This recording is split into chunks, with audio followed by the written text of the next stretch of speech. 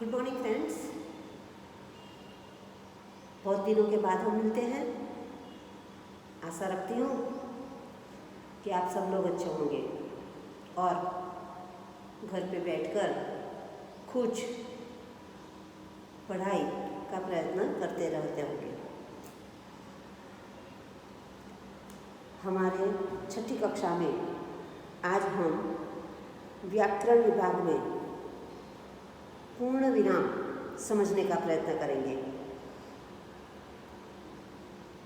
वैसे पूर्ण विराम सिर्फ पूर्ण विराम ही नहीं, इन्हें क्या कहा जाता है वो आपको पता होगा। विराम चिन्ह। विराम यानी आराम, चिन्ह यानी निशानी। आराम, रुकना, रुकने के बाद कुछ निशानी जो करते हैं वो विराम चिन्ह, और इसमें एक पूर्ण विराम आता है। हमारा वाक्य खत्म हो जाता है तो उसके बाद हम पूर्ण विराम करते हैं। वाक्य अधूरा रहता है तो अल्प विराम। इस तरह से कुछ विराम चिन्ह आज हम और सीखेंगे। हमारे पाठ्य पुस्तक के लेसन में लेसन नंबर 2 की एक्सरसाइज में विराम चिन्ह की एक्सरसाइज में पन्ना नंबर 11 पर एक चित्र दिया हुआ है। चित्र के नीचे उसके कुछ वाक्य है, चित्र के संबंधित ही वाक्य है। तो वो क्या कहना चाहते हैं, क्या कहते हैं? तो वाक्य को पढ़ते हैं हम। लक्ष्मी आज स्कूल क्यों नहीं आई? शिक्षिका ने पूछा। दूसरा वाक्य, वाह गुड़िया तो बहुत अच्छी बनी है। तीसरा, किशन ने कहा, हाँ बेटी मैं तुम्हें खिलौने बनाना जरूर सिखाऊंगा। चौथा वाक्य, क्यों वहाँ कोई तकलीफ है? तो यहाँ चारों वाक्यों में आपको कुछ न कुछ अलग दिखाई दिया। क्या अलग दिखाई दिया आपको? तो आप कहोगे कि पहले वाक्य में प्रश्नार्थ चिन्ह है, दूसरे वाक्य के अंदर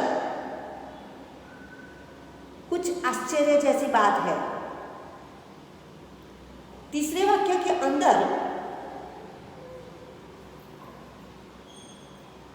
कोई किसी से कुछ कह रहा है, और चौथे वाक्य के अंदर प्रश्नार्थ चिन्ह है। तो यहाँ जहाँ पर प्रश्न पूछा जाता है तो वहाँ प्रश्नार्थ चिन्ह करना जरूरी होता है। और दूसरा, पहले वाक्य के अंदर प्रश्नार्थ चिन्ह के साथ कुछ पूछा गया है, कुछ कहा गया है। तो ऐसा पूछना, कहना, बोलना, वहाँ अवतरण चिन्ह करते हैं। अवतरण चिन्ह किसे कहेंगे? तो इस तरह से एक या दो की निशानी करते हैं, वह अवतरण चिन्ह कहते हैं। यह प्रश्नार्थ चिन्ह। दूसरे वाक्य में आश्चर्य चिन्ह है, यानी कि आश्चर्य की बात बताई गई है। तो आश्चर्य का चिन्ह यह है, वाह। वाह बोलने से हमें पता चलता है कि कुछ नया है, और आगे हम बात शुरू करते हैं। तीसरे वाक्य के अंदर एक दूसरे से बात कही जाती है, पूछी जाती है, तो वहाँ रुकते हैं हम। जैसे किशन ने कहा, कहा कहने के बाद हम रुक जाते हैं, थोड़ा सा रुकते हैं, इसीलिए वहां पर हम अल्प विराम करते हैं। हाँ बेटी, यहाँ पर भी हम इतना बोलकर रुक गए, तो रुक गए इसीलिए फिर से वहां पर अल्प विराम है। मैं तुम्हें खिलौने बनाना जरूर सिखलाऊंगा। वाक्य हमारा खत्म हुआ और इसीलिए यहाँ पर फिर पूर्ण विराम है। हिंदी का पूर्ण विराम यानी एक लिटी, जिन्हें आप आ की मात्रा कहते हो वह। चौथे प्रश्न में क्यों और क्यों कहने के बाद आप थोड़ा सा रुक गए, तो इसीलिए यहाँ पर भी हम अल्प विराम का चिन्ह करेंगे। अल्प यानी थोड़ा, विराम यानी आराम, थोड़ा सा रुकना, आराम रुकना, वह अल्प विराम। वहां कोई तकलीफ है, प्रश्न पूछा गया है, इसीलिए वहां पर भी हम प्रश्नार्थ चिन्ह। तो यह है हमारी विराम चिन्ह की कुछ निशानियां, जिन्हें बातचीत करते समय समझ में आता है सामने वाले को कि वो क्या बोलना चाहता है, क्या पूछना चाहता है, और हम उसका जवाब समझकर फिर देते हैं। सीधे सीधा हम जो बोल जाए तो सामने वाले को कुछ पता नहीं चलेगा कि यह कोई प्रश्न पूछते हैं या फिर कुछ बोलते हैं या फिर क्या कहना चाहते हैं। इसीलिए हमें बोलते समय, पढ़ते समय, लिखते समय इस तरह के विराम चिन्ह का प्रयोग करना जरूरी है और आपको समझकर उसका प्रयोग करना है। अब इसकी परिभाषा क्या बताइए? किसी भी भाषा को बोलते, पढ़ते और लिखते समय अर्थ को स्पष्ट करने के लिए वाक्यों के बीच या अंत में थोड़ा रुकना पड़ता है। इस रुकावट का संकेत यानी निशानी देने वाले लिपि चिन्हों को विराम चिन्ह कहते हैं। आई बात समझ में? अब तो अब हम हर एक विराम चिन्ह को थोड़ा ध्यान से समझेंगे। जैसे पहला है पूर्ण विराम।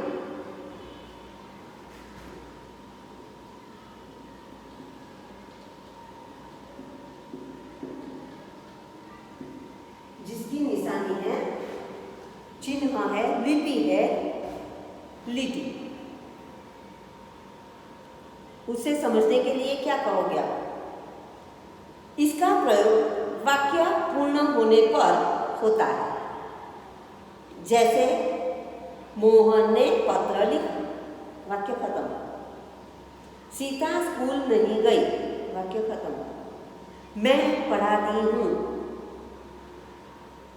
हम सब बच्चे पढ़ते हैं। इस तरह से सरल वाक्य आप लिखो, उसके बाद आपको पूर्ण विराम करना जरूरी है।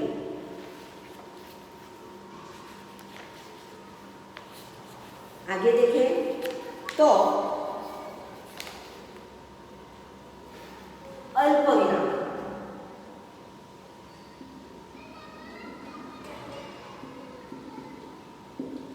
जिनकी निशानी है थोड़ा सा रुकना। अब इसके लिए क्या कहा जाता है? तो कहते हैं अल्प विराम का प्रयोग वाक्यों में थोड़ा रुकने का संकेत देने के लिए होता है। जैसे राम, सीता और मोहन घर गए, रोको मत, जाने दो।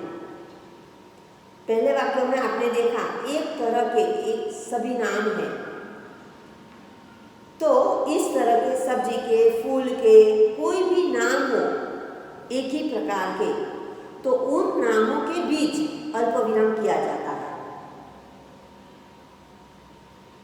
और दूसरे वाक्य में दो वाक्यों के बीच में किया हुआ है, रोको मत, जाने दो। तो आप ऐसा नहीं कहोगे रोको मत जाने दो, ये गलत है। रोको मत जाने दो ऐसा भी नहीं कहोगे, तो बोला जाता है रोको मत जाने दो। तो इस तरह से हम अल्प विराम का प्रयोग कर सकते हैं। आगे है प्रश्नवाचक चिन्ह।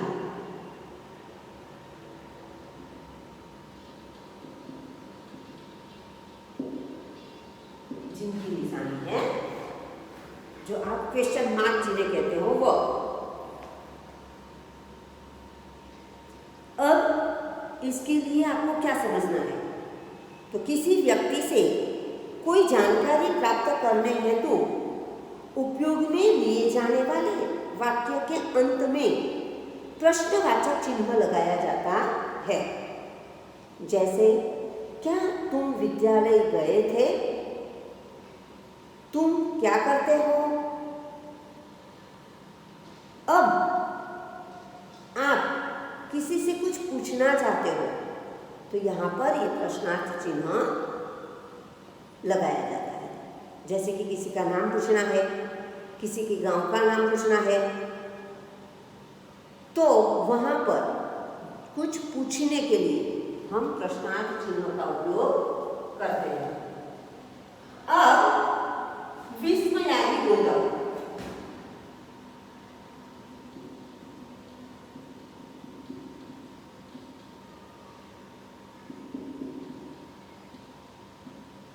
विस्मयादि बोधक यानी क्या कहोगे आप? जिन्हें आप आश्चर्य चिन्ह कहते हो।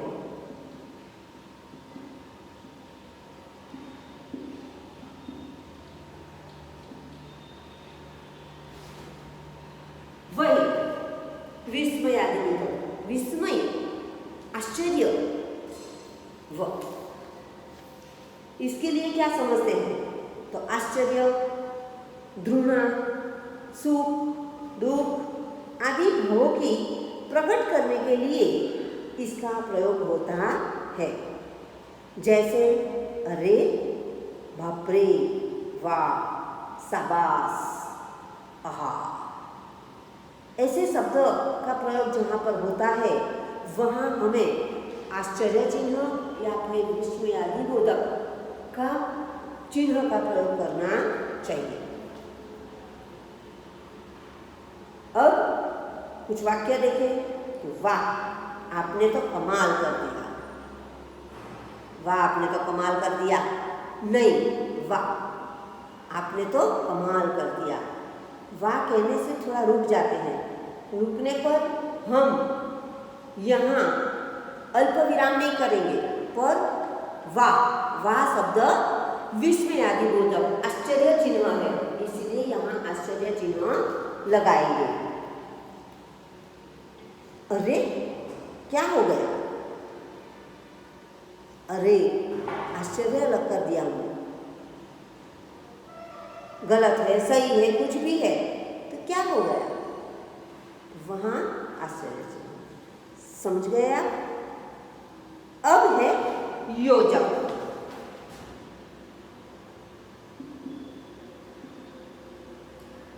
योजक यानी सिर्फ लिखी।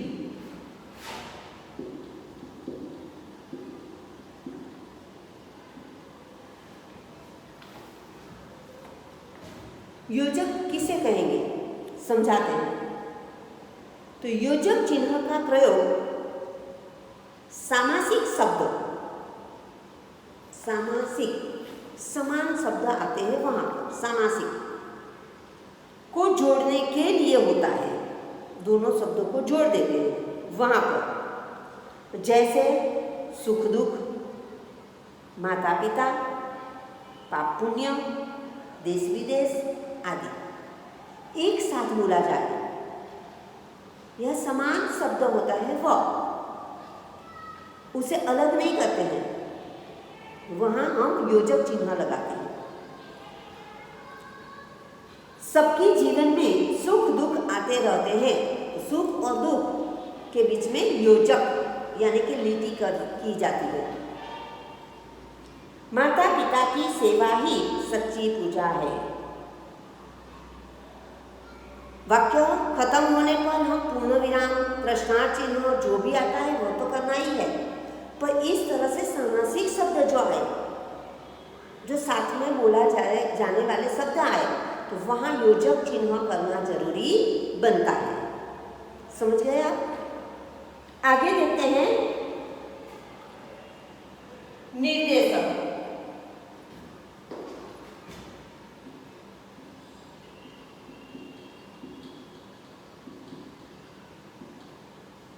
वहां पर भी इस तरह की लाइन आती है।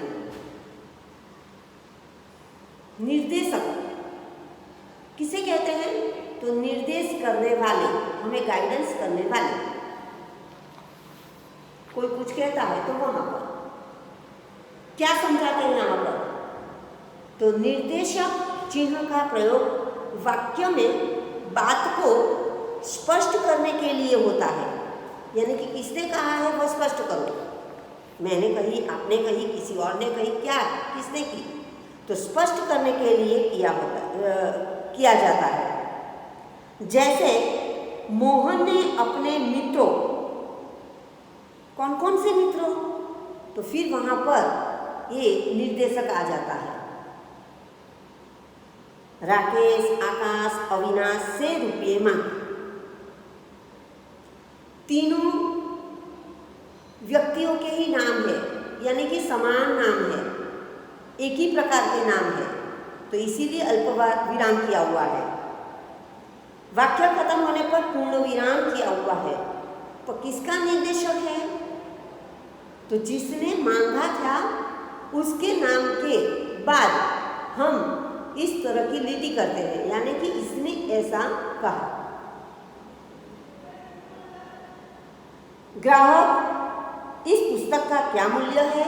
यानी कि ग्राहक पूछता है, कहता है। दुकानदार, यह 25 रुपये की है, यानी कि दुकानदार ने कहा यह 25 रुपये की है। समझ गए आप? अब क्वेश्चन,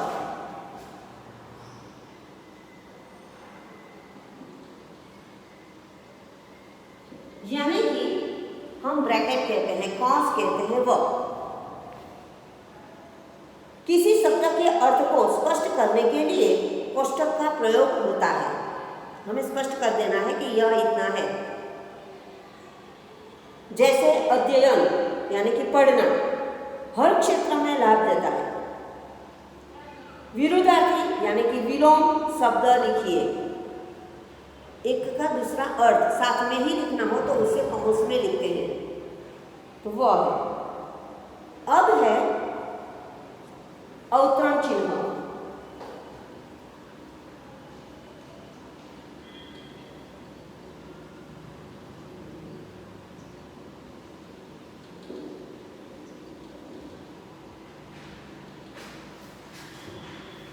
अवतरण चिन्ह दो प्रकार के होता है। जो एक करते हैं इसे एक हरा कहते हैं, और दो करते हैं उसे दूहरा कहते हैं। तो इखरे अवतरण चिन्ह का प्रयोग किसी के उपनाम, रचना या पुस्तक के शीर्षक आदि को उद्धृत करते समय किया जाता है। जैसे समझदार नन्ही पाठ के लेखक है शंकर सुल्तानपुरी, यानी कि यहाँ समझदार नन्ही पाठ का नाम है, इसीलिए एक हरा अवतरण किया। सूर्यकांत त्रिपाठी का नाम निराला है, उनका नाम दूसरा है तो इन्हें एक हरा में लिखा। उसी तरह से दूहरा, तो किसी व्यक्ति के कथन को मूल रूप में उद्धृत करने के लिए दूहरे उद्धरण चिन्ह का प्रयोग किया जाता है।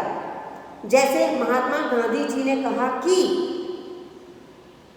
यहाँ पर ये निर्देशक है, इसीलिए निर्देशक का चिन्ह, और फिर दूसरा, प्रार्थना ही आत्मा की खुराक है। शास्त्री जी ने नारा दिया, जय जवान जय किसान, तो ये दोहरा अवतरण में किया जाता है। अब आपको इसकी एक्सरसाइज समझकर करनी होगी। आशा है आप यहाँ पर ये विराम चिन्ह सही तरह से समझ गए होंगे। Okay, thank you.